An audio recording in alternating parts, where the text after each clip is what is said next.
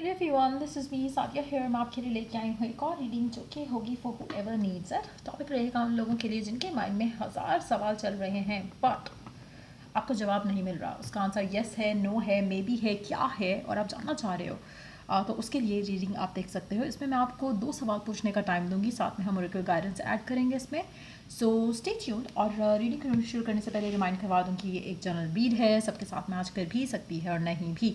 सो जो बातें, जो मैसेजेस मैच करते हैं, आप उन मैसेजेस को पिक करो और बाकी सबको छोड़ दो। अगर आप पर्सनल रीडिंग्स चाहते हो, पेपॉल से ईजी पैसे से पेमेंट कर सकते हो। सिर्फ तभी रीच आउट करो ताकि आपका भी टाइम वेस्ट नहीं हो और मेरा भी। So are you ready and prepare to ask your question? आपके पास 5 सेकंड का टाइम है। आप अपना जो भी सवाल है, love related, career related, finances related, जो भी सवाल है, ट्रैवल रिलेटेड, आप पूछ सकते हो और आई होप कि हमें उसका आंसर मिल सके, हाँ या ना या मे बी में। So your time starts now.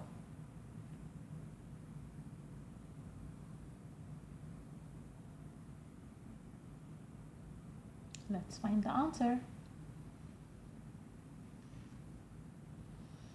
अगर आपका लव लाइफ से रिलेटेड सवाल था, फॉर इंस्टेंस, क्या वो आपसे प्यार करता है, क्या उसके दिल में आपके लिए फीलिंग्स हैं, क्या उसके लिए आप उतना इम्पॉर्टेंट हो जितना आपके लिए वो पर्सन है, so there is a lot of romantic feelings जो इस इंसान को आपके लिए हैं। उसको आप प्यार कह भी सकते हो, नहीं भी। प्यार का स्टार्ट कह सकते हो, फीलिंग्स का स्टार्ट कह सकते हो, बट डेफिनेटली ये पर्सन आपकी तरफ ड्रॉन ज़रूर फील करता है। चाहे राइट नाउ सेपरेशन में भी हो तो the answer stage the same, क्योंकि सर्कमस्टांसेस डोंट मैटर। आपका जो सवाल है उसकी एनर्जी है ये, कि क्या उसके दिल में आपके लिए कोई भी फीलिंग्स है। रोमांटिक फीलिंग्स डेफिनेटली हैं। लव है या नहीं है वो सबके लिए डिफरेंट होगा, बट मुझे लगता है कि कुछ तो है, एक जो आप दोनों को जोड़े रखता है, जो आप दोनों को कनेक्टेड रखता है। और मुझे लगता है कि कुछ लोगों के लिए it's a soul romance.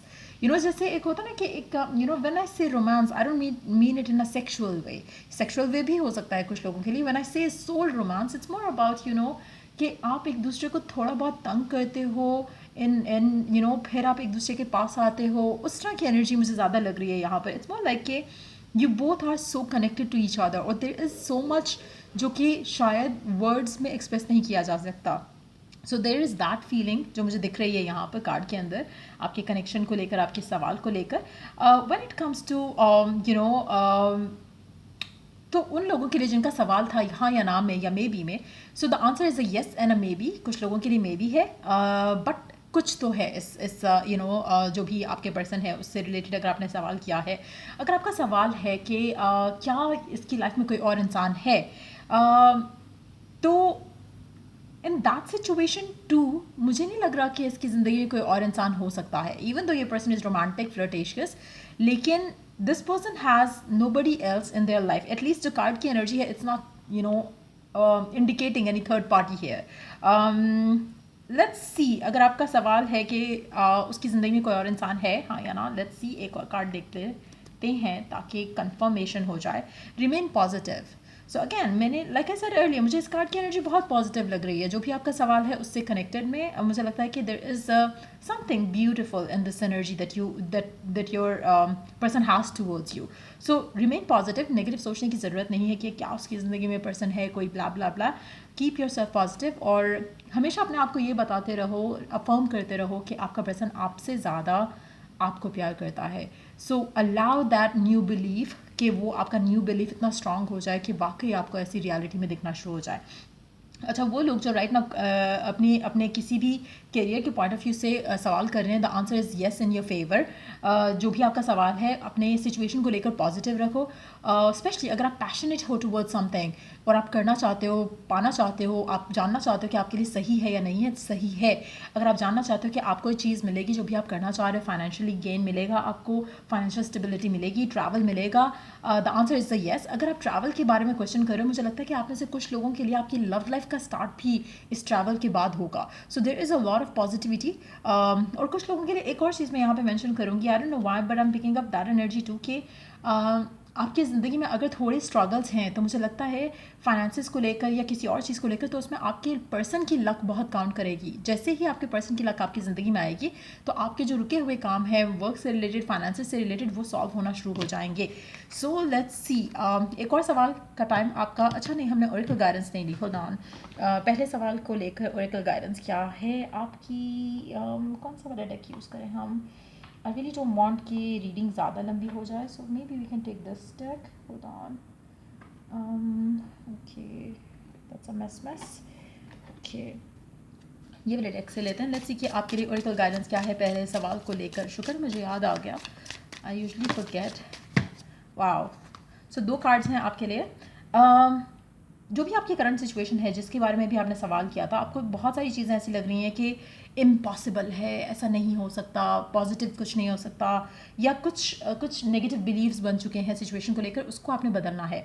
You have to take imaginative leaps, अपना फेथ स्ट्रॉन्ग करते हुए अपने इमेजिनेशन में एक नई स्टोरी बनाना शुरू कर दो। Like I said earlier, affirmations आपको हेल्प कर सकते हैं।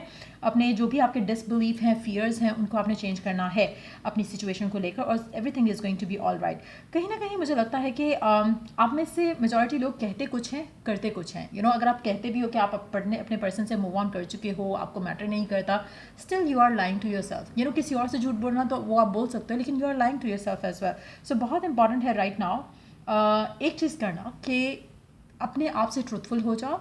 आपको एक पर्सन चाहिए, एडमिट दैट, कन्फेस दैट। आपको एक पर्सन के साथ फ्यूचर चाहिए, एडमिट दैट, कन्फेस दैट। और फिर stop worrying about it. Intend करो, प्रे करो, अफर्म करो, और फिर लिव इन द मोमेंट करो करंट सिचुएशन को लेकर।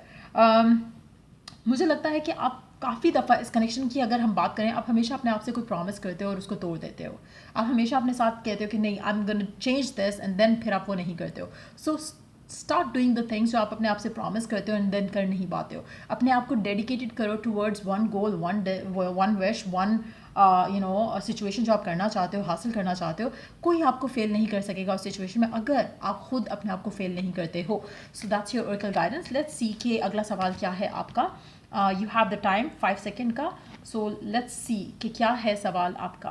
आप पूछ सकते हो, सोच सकते हो।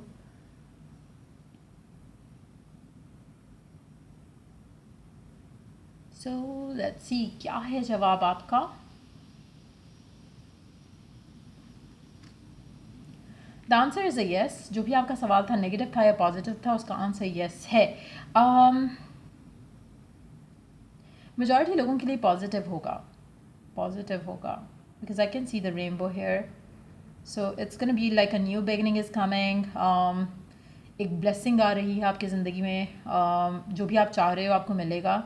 मेजॉरिटी लोगों के लिए मुझे नहीं लगता इसमें कुछ भी नेगेटिव है, टू बी वेरी ऑनेस्ट। और अगर आपको लगता है कि कुछ नेगेटिव हो सकता है, या आपका सवाल थोड़ा नेगेटिव था कि उसकी ज़िंदगी में कोई और इंसान है या इस तरह की सिचुएशन, मुझे लगता है कि let's take one more card around that.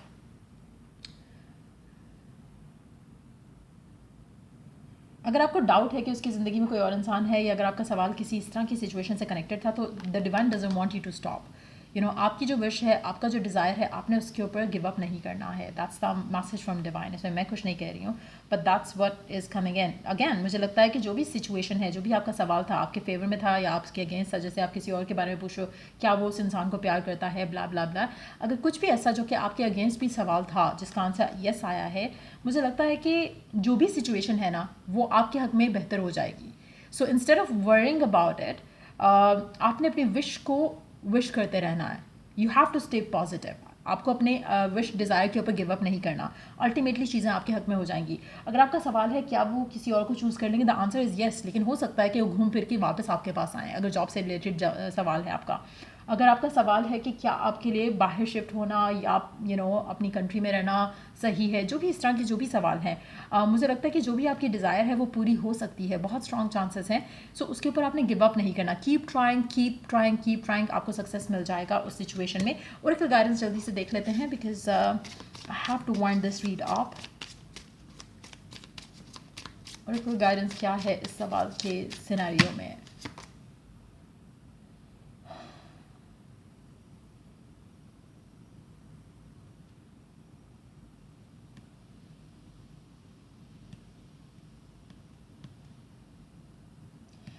मुझे लगता है कि आपका पर्सन, या फिर अगर आप जॉब से या वर्क से रिलेटेड भी बात कर रहे हो, तभी मैंने वो एनर्जी पिक की। इट्स वेरी क्लियर नाउ कि कुछ ऐसा होगा जो कि रिकंसिडर किया जाएगा, चाहे आप उस इंसान को रिकंसिडर करोगे या वो इंसान आपको रिकंसिडर करेगा।